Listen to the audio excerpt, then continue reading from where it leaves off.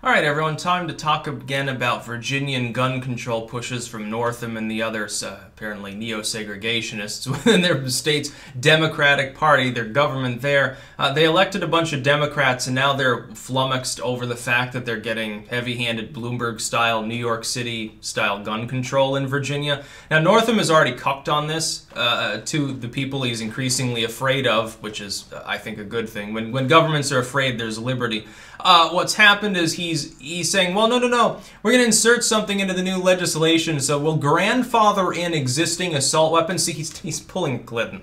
We'll grandfather in existing assault weapons, which is a meaningless differentiation. It's a sporting rifle. The AR-15 is not a weapon of war. It's never been used on any battlefield in the world.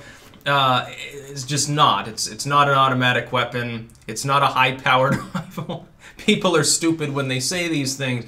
Well, grandfather them in. So initially they were going to do an involuntary buyback. When they realized that that meant they'd have to kill several 100,000 people because they wouldn't voluntarily submit, and they didn't want all their cops in the state to die, they said, okay, we'll grandfather it in so you can keep it, you just have to register it. Just register it, get a stamp from the state government. The problem is Virginia's attempt at gun control is unconstitutional. No citizen is bound to obey an unconstitutional law. The SCOTUS has been crystal clear on this when it's ruling on gun issues. There's a reason SCOTUS is now taking up another case involving New York City attempting to prevent people from transferring their weapons from one place to another, leaving the city with them. There's a reason for this, because it's a fucking problem. In Virginia, the gun control that's already been fomented by the Virginian government would effectively ban some forms of training with weapons. It would ban assembling in any case with weapons. It would ban most classes of weapons, many peripherals for weapons, certain types of ammo, I believe, as well. Magazines that hold too many bullets, all of this is unconstitutional. Every single word in this legislation is unlawful. Now you've got sheriffs in the state of Virginia saying, no, we're not, if they call upon us to come check your weapons, we're not going to do it. Let the fucking state government handle it. Let the state police handle it. I bet you anything, if the state of Virginia goes forward with this, considering the amount of militia activity in the lead up to this being imposed, considering the number of people who are pledging not to comply, it's going to be, I think like Maryland, I believe, all over again, where a lot of people have not turned in their expanded magazines, their evil weapons that hold too many bullets. Nobody's turning them in. All these gun buyback proposals are toothless because they inevitably get transferred into grandfathered in and voluntary situations where no sane person is going to give up their weapon. Another thing that can happen, because of the classifications of guns as they are, you can take a piece of, and I'm not claiming you should do this because, it's kind of sort of legal, but not really, or maybe, I don't know. If you take a piece of pipe and you put a block of wood on it with a crude triggering mechanism and you formulate it right, it counts as a weapon under the classifications of the government. There are people who have manufactured these for like $5 a piece. You can make a dozen of them in an afternoon, and then they go to a gun buyback, they get thousands of dollars for turning them in. There are people who have screwed police departments by doing this. It's not even particularly that difficult. The most basic entry-level smithing skills you could possibly imagine would lead to a result that is technically capable of firing a bullet of some caliber. Well, it counts as a gun in most formulations. And the idea that this will keep Virginians safe is ludicrous anyway. What this is the DC suburbs attempting to dictate what happens in a state where 95% of the entire land area is farm. So we're farms and fucking mountains and forests. It's sort of like Vermont. The idea is that like Vermont's new gun control, which by the way, again, a lot of people just don't pay attention to because everything's fucking grandfathered in anyway. It doesn't apply for the most part to pre-manufactured materials. It's just ludicrous. It's also unenforceable largely because it's unconstitutional. What's happened is 90% of the state of Vermont is nothing but trees. It's fucking mountains, trees, some meadows, and then like a large proportion of the other 10% is farm. I looked it up, I think it's 92% forested, if I remember correctly. That was a while ago, so it might be different now. It's probably high, it's probably 93% by now. You're asking essentially some eggheads in Montpelier and the Burlington area, which is the only major urban center in the state of Vermont, essentially they have decided what happens in the other 99% of the state. Among people who are demographically very, very different, politically very, very different, and know how to fire a weapon.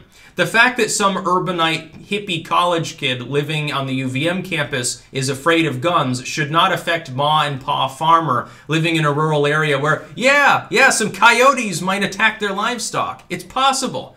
A badger might have rabies, be attacking their house cats. Maybe they want to shoot it. They should be able to do so effectively. And the idea that a person should have to go through 10 hoops and hurdles to get a weapon able to be made 200 fucking years ago is stupid.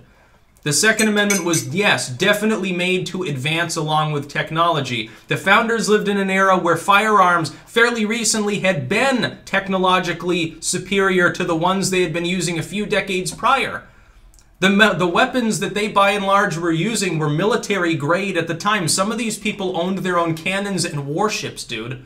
They owned their own frigates. They owned their own schooners. There was a strong tradition of this at sea. It transferred over to land. One of the first things that the British government attempted to do to its own citizens, by the way, prior to the Revolution, was disarm them. Oh, no, we don't care if you have this primitive musket from the 1500s, this blunderbuss or something, but these are military weapons, and you're stockpiling powder and balls and stuff, and you can fire 3 rounds a minute, and it scares us. We're terrified of the fact that your manpower will eventually be bigger than what we can muster, even with our superior naval technology. That's why they did it. By the way, Google jury nullification, and then don't tell anybody that you know what that is. Why don't you implement... There are various workarounds. Some people are saying, well, you can be held in contempt of court. Yeah, if you say that that's what you're trying to do. If you get onto a jury and then say, well, I'm just going to nullify the jury, yeah, expect to be dragged off to the jail. But if you're just saying, hey, I don't think this person's guilty. They had a magazine from 20 years ago that holds 15 bullets instead of 12. It's a big problem. Now I want to put them in jail for 20 years under terroristic threats because they had the wrong magazine. Well, I don't think they're guilty. No, I think it was planted on him. Yeah, the cops do that sort of... Go ahead. People of Virginia should organize. They should refuse to obey the unconstitutional rules attempted to be made. And by the way, people at the federal level that are in power, including Trump, are on their side. What this threatens is Northam's administration. What they have attempted to do is they said, we have a Democratic governor, we have a Democrat-led House and Senate, we're just going to go whole hog and overstretch. We're going to pass every bit of Bloomberg's New York City gun control in a state that is largely rural. Doesn't make any sense. Gun crime is a problem in the D.C. area. It's not a problem in small-town Virginia. The same story is true across the country. Urban areas where gun crime is a problem because of gang activity and corrupt inner-city police forces is attempting to prevent some small town, like fucking Rutland. How many cops are in Rutland where I'm from? 12? 20? It's a small-town police force. They get a bad reputation. They're not the same as the fucking D.C., the Capitol Police. They're not the New York City, they're not the NYPD or thankfully the LAPD. They don't drive around with Bearcats all fucking day. And they have to deal with this shit where the state of Vermont wants them to abuse private citizens because they had the wrong magazine. Or, oh my god, you had an AR-15. You have a shotgun. Oh my god, you have drum rounds on this shotgun. You have the wrong kind of ammo. You didn't register right. You've got the wrong last name or something. It's stupid. It's no different from the fucking drug war. Oh, I know how we'll make a better society. We'll have a dozen very, very heavily armed cops show up at 4 a.m. to kick down your door because someone smelled weed a week ago. That won't lead to any casualties. When there are casualties, the government pretends that it's all fine. Oh, well, it's okay. Well, we were stopping drug use. Yeah, we killed 3 people and 2 cops got injured, but that's all right. Send condolences, send flowers to the family, dude. The people of Virginia should do whatever possible. Yes, you should absolutely create sanctuary zones for the Second Amendment. Make it clear to your state that they do not have the constitutional authority to disarm anybody. They don't have the constitutional authority to utilize red flag laws. They don't have the constitutional authority to tell you what kind of ammo you can have, what kind of gun you can utilize. Northam's already cucked once. Force him to cuck again. He'll back down. When he realizes that the people of Virginia aren't going to listen to him anyway, by and large, the law will be DOA, it'll be a blue law.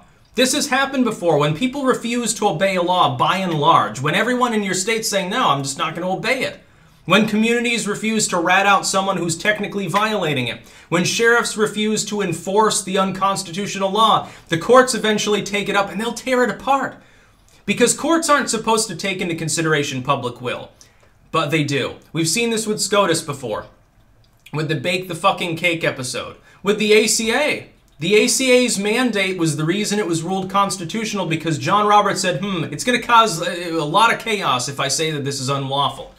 So I'll just say that it's a tax. That's sort of okay, because when people realize that the ACA mandate is indeed a tax, they won't like it anyway, and the next administration can rip it apart. John Roberts decided to rule pragmatically on the ACA. I tend to disagree with his summation. I think that the Obamacare system is blatantly unconstitutional, especially because of the mandate. But it was ruled constitutional out of a sense of pragmatism. Laws that are unconstitutional sometimes are allowed to stand because of public will.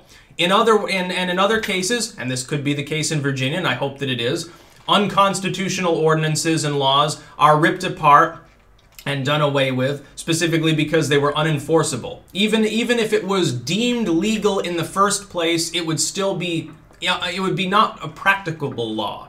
It wouldn't make sense to actually keep it in some cases on the books, because nobody's going to listen to it.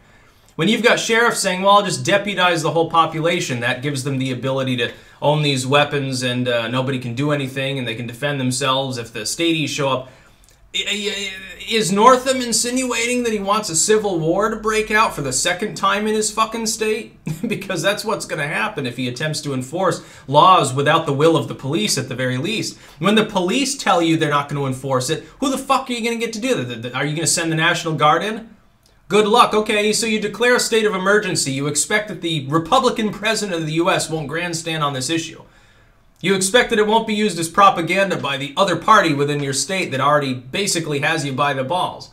Northam's nuts. The Democrats in Virginia are nuts. They're giving an example of exactly what happens when, after being a sane state and being a swing state for a long time, you hand unilateral power to a bunch of commies. That's basically what they're seeing. It's basically DC's trying to take over the rest of the state. Why doesn't the greater DC area become DC? And then you can leave the good people of the rest of Virginia and Maryland, potentially, a fucking alone.